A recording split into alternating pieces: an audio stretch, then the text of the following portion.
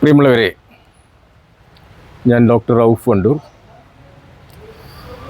ആരോഗ്യ കലാ സാംസ്കാരിക സമിതി, അത് കേരള രജിസ്റ്റേർഡ് വണ്ടൂർ ആസ്ഥാനമായിട്ടുള്ള ഒരു സാംസ്കാരിക സമിതിയാണ്. ഞങ്ങൾ കഴിഞ്ഞ ജനുവരിയിൽ പന്നികൾ കൊലയാളികളാകുമ്പോൾ എന്ന മലപ്പുറം ജില്ലാ ക്യാമ്പയിൻ നടത്തുകയുണ്ടായി. ഈ ആരോഗ്യ കലാ സാംസ്കാരിക സമിതിയുടെ സംസ്ഥാന പ്രസിഡൻ്റാണ് ഞാൻ. ആ ക്യാമ്പയിൻ ഞങ്ങൾ മലപ്പുറം ജില്ലയിൽ 50ഓളം പട്ടണങ്ങളിൽ ചെന്ന് അവിടങ്ങളിൽ നിന്നൊക്കെ 10,000 ഒപ്പ് ശേഖരിച്ചുകൊണ്ട് ഞങ്ങൾ സംസ്ഥാന മുഖ്യമന്ത്രി, പ്രധാനമന്ത്രി, അതുപോലെ കേന്ദ്ര വനം വകുപ്പ്, വന്യജീവി വകുപ്പ് മന്ത്രി, അതുപോലെ തന്നെ മലപ്പുറം ജില്ലയിലെ MLA Mar, MP Mar, Malappuram collector, ഇവർക്കൊക്കെ ഞങ്ങൾ 10,000 ഒപ്പ് ശേഖരിച്ച നിവേദനം നൽകുകയുണ്ടായി, ഭീമഹർജി നൽകുകയുണ്ടായി. അതിൻ്റെ അടിസ്ഥാനത്തിൽ തന്നെ ഇവിടെ ഇന്ന് പന്നികളെ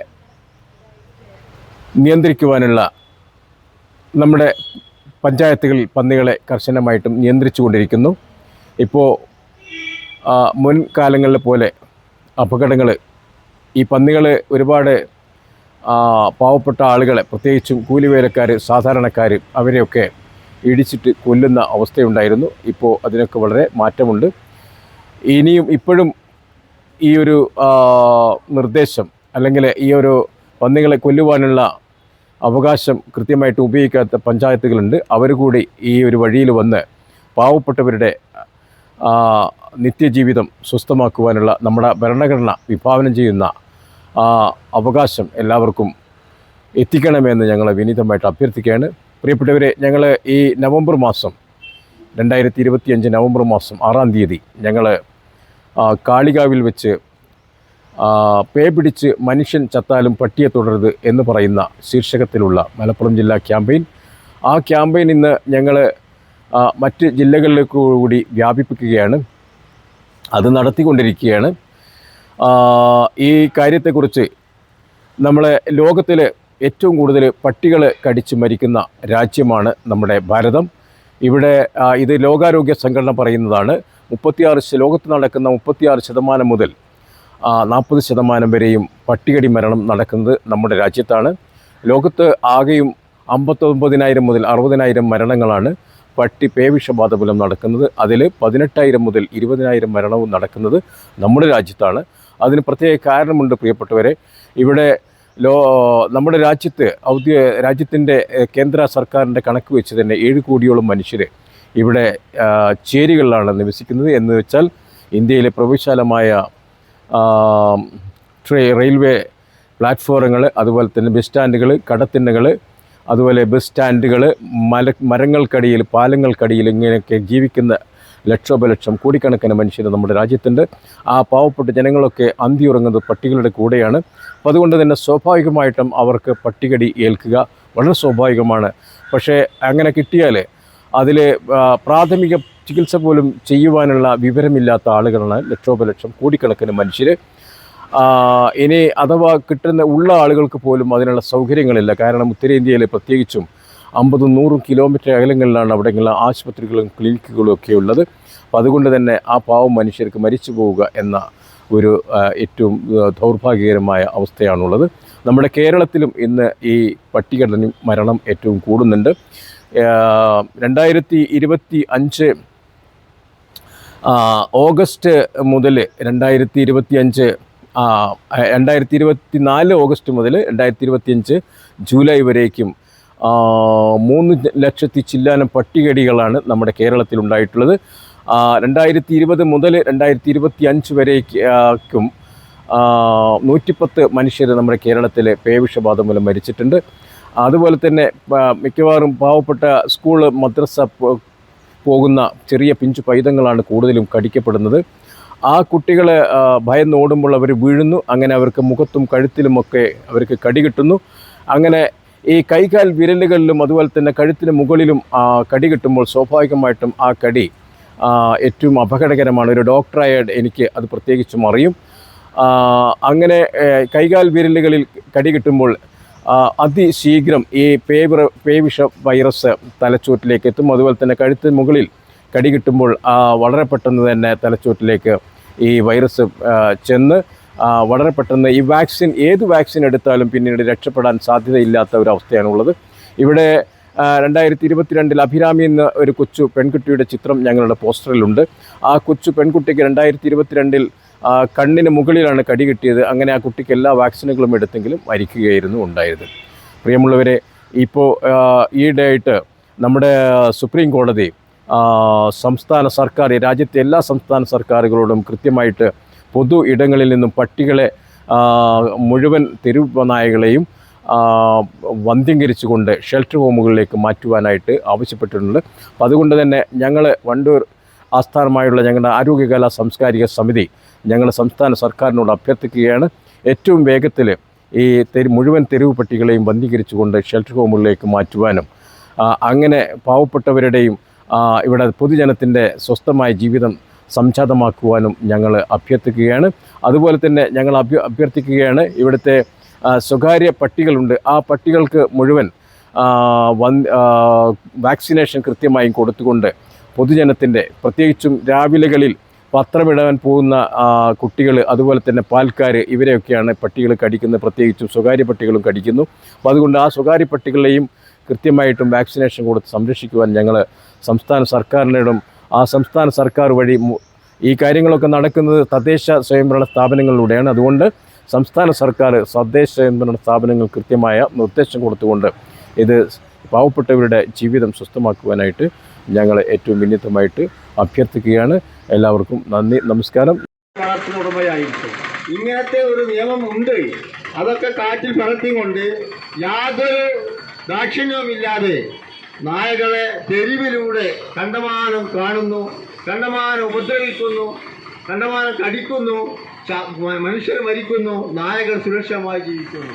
ഇതിനെതിരെ സുപ്രീം കോടതി ഇന്നൊരു വിധി ഉണ്ടായി. ആ വിധി എന്താണ്? നായകളെ ഖണ്ഡീകരിച്ച് ഷെൽട്ടർ ഹോംസിലേക്ക് കൊണ്ടുപോയി മാറ്റണം. ഏതുപോലെ ഞാൻ നേരത്തെ പറഞ്ഞ പശുക്കൾ അന്യന്റെ വിളയിലേക്ക് പ്രവേശിച്ചാൽ പഞ്ചായത്തിലുള്ള തൊഴുത്തിൽ കൊണ്ടുപോയി കെട്ടുന്നത് പോലെ ഒരു പഞ്ചായത്തിലോ 2 പഞ്ചായത്തിലോ കൂടുമ്പോൾ ഒരു ഷെൽട്ടർ ഹോം ഉണ്ടാവണം. അത് സുപ്രീം കോടതിയുടെ വിധിയാണ്.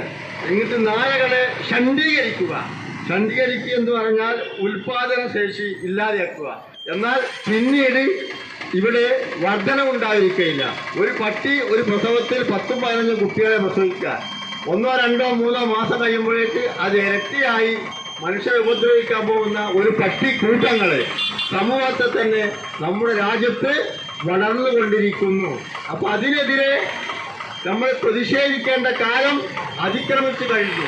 പക്ഷികളുടെ ഉപദ്രവം നമുക്ക് സഹിക്കാൻ വയ്യാത്തൊരവസ്ഥയാണ്. ഈ സാഹചര്യത്തിൽ ഇത്തരത്തിലുള്ള പട്ടികളെയും നായകളെയൊക്കെ പിടിച്ച് പ്രത്യേകമായ ഷെൽട്ടർ ഹോമിലാക്കി അവർക്ക് വേണ്ടുന്ന ശുശ്രൂഷകളും പരിപാലനങ്ങളും കൊടുത്ത് വന്ധീകരിക്കുകയും ചെയ്താൽ നമ്മുടെ രാജ്യത്ത് പട്ടി വിമുക്ത രാജ്യമാക്കി മാറ്റാം.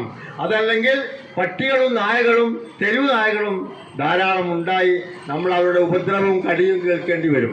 അതിനാണ് ഇപ്പോൾ അടുത്തത് ABC എന്നൊരു പ്രോഗ്രാമുണ്ട്. ABC എന്ന് പറഞ്ഞാൽ അനിമൽ ബർത്ത് കൺട്രോളിംഗ്.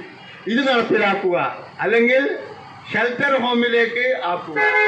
ആ നായകളെ ഖണ്ഡീകരിച്ചുകൊണ്ട് ഷെൽട്ടർ ഹോമിലാക്കുക. അതിനു വേണ്ടുന്ന ശുശ്രൂഷകൾ സർക്കാർ ചെയ്യേണ്ടി വരും. ഇന്ത്യയിൽ 18,000-നും 20,000-നും ഇടയിൽ ആളുകൾ വർഷാവർഷം മരണപ്പെടുന്നുണ്ട്. ഈ ഒരു വലിയ വിപത്തിനെ കണ്ടില്ല എന്ന് നടിച്ചിട്ട് വാക്സിൻ ലോബികളുടെ സാമ്പത്തികം കൈപ്പറ്റിക്കൊണ്ട് ഇതിനെതിരെ മൗനം പാലിക്കുന്ന ഭരണാധികാരികളായിരുന്നു കേരളത്തിൽ കുറച്ചു കാലം വരെ. അത് ഉദ്യോഗ മേഖലകളിലാണ് അതിന്റെ ഏറ്റവും പ്രധാന ഘടകം. കാരണം സർക്കാരിന് നിയമ തടസ്സങ്ങൾ ഉണ്ടായിരുന്നു. അതുകൊണ്ട് സർക്കാരിന് ഒരു പരിധിക്കപ്പുറത്ത് ഈ കാര്യത്തിൽ ചില കാര്യങ്ങൾ ചെയ്യാൻ പറ്റാത്തൊരവസ്ഥ ഉണ്ടായിരുന്നു. അതുകൊണ്ട് സർക്കാരുകൾക്ക് ഒരു പരിധിക്കപ്പുറത്തേക്ക് വന്ന് ചെയ്യാൻ നിയമതടസ്സമുള്ളത് കൊണ്ട് ചെയ്യാൻ പറ്റുന്ന മേഖലകളിൽ നിന്ന് ചെയ്തുകൊണ്ടിരുന്ന ആ അവസ്ഥയ്ക്ക് ഇന്നൊരു മാറ്റമുണ്ട്.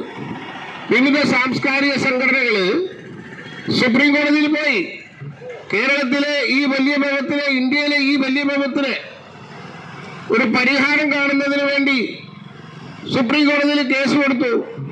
സുപ്രീം കോടതി എല്ലാ സ്റ്റേറ്റുകളെയും വിളിച്ചു. പന്നികളുടെ കാര്യത്തിലും പട്ടികളുടെ കാര്യത്തിലും സ്റ്റേറ്റുകൾ തീരുമാനം എടുക്കണം എന്നുള്ള രീതിയിൽ വിളിച്ചപ്പോൾ 2-3 സംസ്ഥാനങ്ങൾ പങ്കെടുത്തതല്ലാതെ ഇന്ത്യയിലെ മറ്റൊരു സംസ്ഥാനങ്ങളും ആ വിഷയത്തിൽ പങ്കെടുത്തില്ല.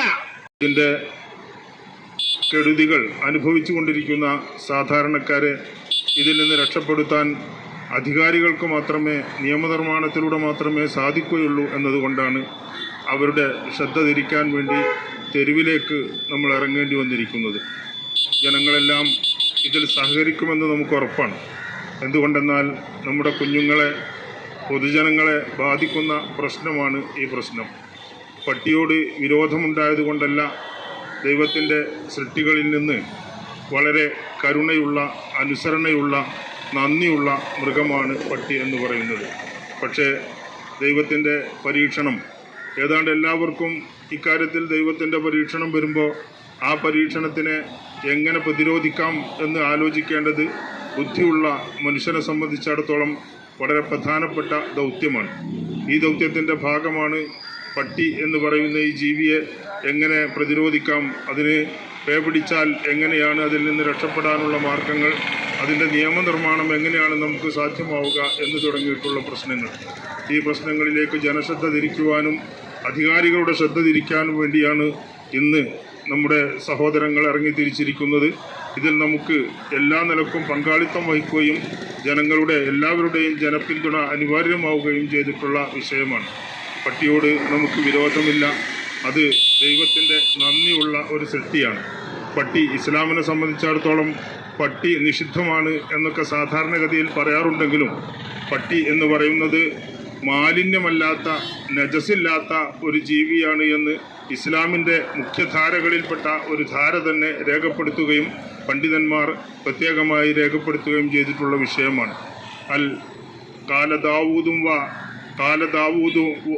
ലാഹിരി, ഇമാം ദാവൂദുൽ ലാഹിരി പ്രഖ്യാപിക്കുന്നതും വ്യക്തമാക്കുന്നതും അൽ കൽബു ത്വാഹിറുൻ എന്നാണ്. ഇപ്പം നായ അല്ലെങ്കിൽ പട്ടി ശുദ്ധമാണ്, പട്ടി തൊട്ടാൽ അങ്ങനെ നജസില്ല എന്ന് പറയുന്ന ഒരു വിഭാഗം തന്നെ ഇസ്ലാമിലുണ്ട്. നജസ് എന്ന് പറയുന്നത് നമസ്കാരവുമായി ബന്ധപ്പെട്ട മനുഷ്യജീവിതത്തിലെ ഇസ്ലാമിനെ സംബന്ധിച്ചിടത്തോളം വളരെ പ്രധാനമായ ആരാധനമുറയായ നിസ്കാരവുമായി ബന്ധപ്പെട്ടാണ് ഈ പട്ടിയുടെ നജസ് എന്ന് പറയുന്ന മാലിന്യം എന്ന് പറയുന്ന സംഗതി വരുന്നത്. അല്ലെങ്കിൽ പട്ടി എന്ന് പറയുന്നതിനെ വളർത്താൻ അനുവാദമുണ്ട്, ആ പട്ടിയെ സംരക്ഷിക്കേണ്ട ബാധ്യതയുണ്ട്. പട്ടിയെ വളർത്തുന്നവർ അതിനെ വൃത്തിയായി കൊണ്ടു നടക്കുകയും അതിന് ആഹാരം നൽകുകയും അതിൻ്റെ കൂടടക്കമുള്ള സംരക്ഷണങ്ങൾ അതിന് നൽകുകയും ചെയ്യേണ്ടതുണ്ട് എന്ന് കർക്കശമായി നിർബന്ധമായി പഠിപ്പിച്ചിട്ടുള്ള മതമാണ് ഇസ്ലാം. പക്ഷേ അത് പൊതുജനങ്ങളെ ആക്രമിക്കുകയോ അതിന് വരുന്ന പ്രത്യേക ഘട്ടത്തിൽ വരുന്ന അതിൻ്റെ രോഗവുമായി ബന്ധപ്പെട്ട ആക്രമണങ്ങളോ മറ്റോ വരുമ്പോൾ അതിനെ പ്രതിരോധിക്കേണ്ട ആവശ്യവും ശരിക്ക് മനുഷ്യനെ സംബന്ധിച്ചിടത്തോളം ഉണ്ടല്ലോ. അപ്പോൾ അതിനുവേണ്ടിയാണ് നമ്മൾ ഈ ക്യാമ്പയിൻ നടത്തുന്നത്. കൊല്ലാൻ പാടില്ല, കുട്ടികൾ പിഴ പിടിച്ച് മരിച്ചാലും കുഴപ്പമില്ല. ഇത് ചിന്തിക്കേണ്ട സമയം എന്നോ അതിക്രമിച്ച് പോയിട്ടുണ്ട്. ഇന്നോ ഇന്നലെയായിട്ട് നമ്മുടെ രാജ്യത്ത് ഈ വർഷത്തിൽ തന്നെ 150ഓളം കുട്ടികൾ വിദ്യാലയങ്ങളിലേക്കും ആരാധനാലയങ്ങളിലൊക്കെ പോകുന്ന സമയത്ത് പട്ടി കടിച്ച് വിഷം കയറിയിട്ട് വാക്സിൻ കുത്തിയിട്ട് വാക്സിൻ പിടിക്കാതെ മരിക്കുകയുണ്ടായി. വാക്സിൻ പിടിച്ചിട്ട് മരിക്കുകയുണ്ടായി.